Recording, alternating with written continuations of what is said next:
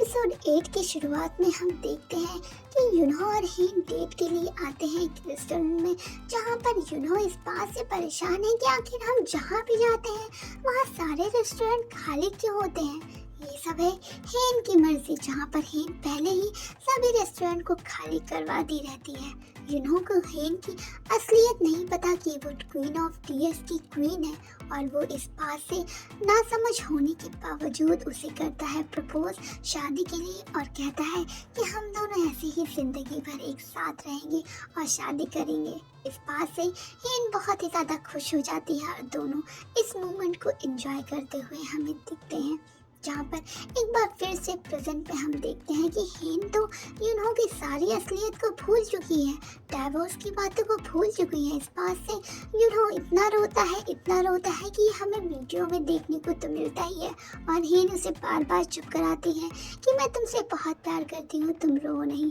तब यूनो उसको बताता है कि हम ऑलरेडी जर्मनी जा चुके हैं और हम दोनों के बीच में क्या हुआ, डाइवोर्स की बातें भी बताता है, और उसे सारी बातें एक बार फिर से याद आ जाती हैं और उसे उतना ही दुख होता है और उसकी आंखों से आंसू बहने लगते हैं। यूनो और हीन एक बार फिर से हो जाते हैं अलग। तो क्या हीन एक बार फिर से यूनो की इस बात को सुनकर उससे हो जाएगी दूर, और एक बार दूर होते होते वो आ जाती है घर। अगले दिन मॉर्निंग में जब यूनो की आंखें खुलती है और वो ऑफिस में आता है, तब वो ऑफिस में देखता है डाइवोर्स लॉयर को, जो कि हीन का डाइवोर्स लॉयर है और बहुत ही ज़्यादा पॉपुलर है डाइवोर्स के लिए। जब दोनों जाकर डाइवोर्स लॉयर से बात करते हैं, तब यूनो कहता है कि मुझे कुछ भी नहीं चाहिए, ना ही मैं कुछ कहना चाहता हूँ। हीन जैसा चाहती है वैसा ही होना चाहिए। जहाँ पर दोनों लॉयर्स एक दूसरे से बात करते हैं और हीन कहती है कि हम दोनों को एक दूसरे के साथ नहीं रहना और मैं इसे छोड़ना चाहती हूँ। फ्लैशबैक में हम देखते हैं कि हीन जब यूनो के साथ आती है एक बार ट्रेन में, तब वो ट्रेन को लोगों को देखकर सोचती है लोग कैसे चूज कर लेती हैं ट्रेन में आना। लेकिन वहाँ का सीन जब यूनो उसे दिखाता है तो इस बार फिर से उसे प्यार हो गया था। यूनो की बातों को हीन सोच ही रही होती है और उसकी फोटोज और वीडियोस को देख रही होती है फ़ोन में। तभी हीन यूनो जो चीज़ें करता है वो करने की कोशिश करती है और उसी रेस्टोरेंट में आती है जहाँ पर यूनो ऑलरेडी बैठा होता है। हीन उसे देखकर छुपने की कोशिश करती है और वही चीज़ें ऑर्डर करती है जो हीन यूनो को खाता हुआ देखती होती है। यूनो अपनी यादों में खोया होता है, जहाँ पर हीन का बार बार वो जिक्र करता है और हीन उसकी बातों को सुनती है। यून अपनी बचपन की यादों को ताज़ा करता है और सोचता है कि किस तरह हीन ने बचपन में उसका साथ दिया था, जहाँ पर हीन को एक कुत्ता काटने वाला ही होता है, जहाँ पर इस डॉगी का आ जाता है मालिक और हीन को कहने लगता है बुरा भला। तब यून उसे बचाता हुआ आता है और यून को चोट लगता देख हीन उसकी मरहम पट्टी करती है और उसका लॉकेट वहीं छूट जाता है, जिस लॉकेट को यून अभी भी पहने हुए है। यून को अपने घर में देखकर हीन इस बात को सोचती है कि आखिर इतनी रात को यून उसके घर में क्या कर रहा है, और यून उससे कहता है कि यूनो को तुम छोड़ दो क्योंकि वो तुम्हारे लायक नहीं है। उसे यूनो से डिवोर्स देने के बारे में बात करता है और इस बात को करते हुए वो वहाँ से चला जाता है। अगले दिन जब यूनो एक बार फिर से यून की तहकीकात करने आता है और उस वॉच के बारे में पूछता है जो कि इस फोटोग्राफ में थी, तब उसे पता चल जाता है कि वो वॉच यून ने पहनी है जो दादाजी की गर्लफ्रेंड ने गिफ्ट की है यून को। आखिर यून और यूनो इस बात को डिस्कस करने के लिए आते ही होते हैं। तभी रास्ते में यूनो यून की गाड़ी को रोकता है और कहता है कि तुम हीन का पीछा क्यों कर रहे हो, जहाँ पर उसने पहले भी हीन को उसका पीछा करता हुआ देखा था। यूनो को इस बात का पता तब चलता है जब उसने अपनी सेक्रेटरी को यूनो और हीन के बीच की बातों को और हीन की बीमारी को यून को बताते हुए सुन लिया था, और साथ ही साथ उसका फ़ोन चेक करके उसकी दवाइयों के बारे में भी पता कर लिया था। सेक्रेटरी उसे बताता है कि उसने ऑलरेडी यून को बता चुका है। यून के हाथों में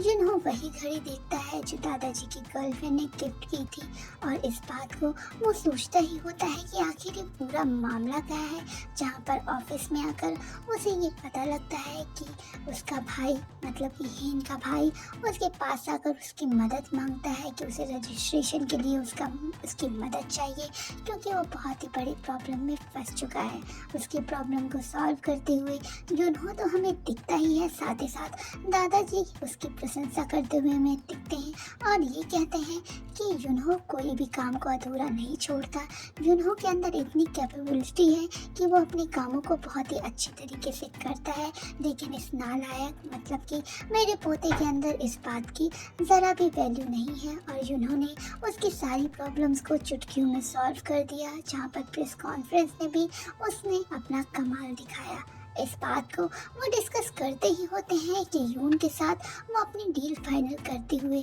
दिखते हैं और यूनहो उन्हें रोकता है कि आपके लिए ये बहुत ही बुरी चीज़ है, क्योंकि इसमें आप फंस सकते हैं और यून को इससे फ़ायदा होगा। लेकिन दादाजी उसकी बातों को नहीं सुनते और यून से अपनी डील साइन कर लेते हैं। ऑफिस में आते ही वो देखता है कि उसकी डायरेक्टर की पोस्ट छिन चुकी है, जहाँ पर दादा ने उसे निकाल दिया है। वहीं पर हेन आती है और सभी से कहती है कि आपको कोई हक नहीं है कि आप इस तरह मिस्टर यूनहो की बेइज्जती करें। लेफ्ट में दोनों बात करते होते हैं और वो इससे करती है कि तुम यहाँ से चले क्यों नहीं जाते, हम दोनों अलग हो चुके हैं और तुम अभी भी यही हो, अपनी बेइज्जती क्यों करवा रहे हो। यूनहो कहता है कि मैं तुम्हें छोड़कर यहाँ से नहीं जाऊँगा, मैं तुम्हारी हमेशा देखभाल करूँगा और तुम कोई प्रॉब्लम में ना फंसो, इस बात की मैं पूरी कोशिश करूँगा। बुआ से वो बात करते हुए दिखता है, जहाँ पर बुआ उसे कन्फर्म करती है कि तुमने उसे डाइवोर्स क्यों दिया, जहाँ पर यूनहो उसको बताता है कि उसकी क्या प्रॉब्लम्स थी और बुआ उसे शेयर करती है यून की माँ के बारे में, यानी कि जो दादाजी की गर्लफ्रेंड है उनके बारे में, और उसे सारी बातें तफसील से बताती हैं कि किस तरह दादाजी की गर्लफ्रेंड ने यून को भेजा है अपनी प्रॉपर्टी हथियाने के लिए, और वो उसी आदमी से उसे मिलवाती हैं जो इस बात का पता लगाता है और तीनों मिलकर आखिर यून और उसकी माँ के बीच के जो रिश्ते हैं वो असलियत साबित करने की कोशिश करते हैं, क्योंकि दोनों अभी भी इस बात की कंफर्मेशन में नहीं है कि आखिर यून और दादाजी की गर्लफ्रेंड के बीच में रिश्ता क्या है। जहाँ पर इस बात को पता करने के लिए वो उसी गांव में आते हैं जहाँ बचपन में यून रहता था और उसकी माँ भी रहती थी, लेकिन उन्हें वहाँ से अभी कोई सुराग नहीं मिलता। इधर दादाजी अपनी पावर ऑफ अटॉर्नी कर देते हैं अपनी गर्लफ्रेंड के नाम, क्योंकि वो इस तरह का कंसर्न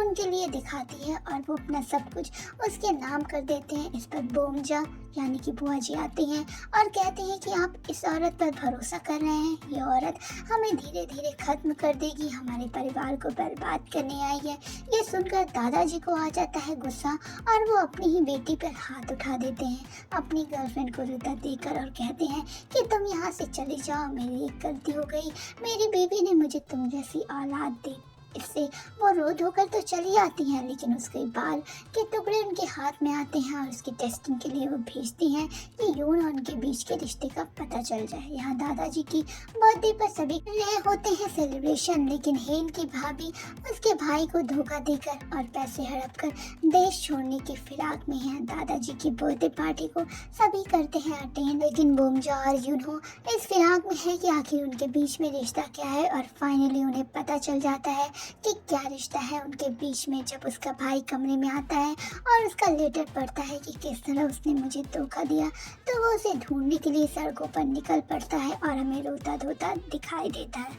इधर इस तरफ एक बार फिर से उसकी बीवी हमें नजर आती है अपने बच्चे को संभालते हुए और उसे याद करते हुए।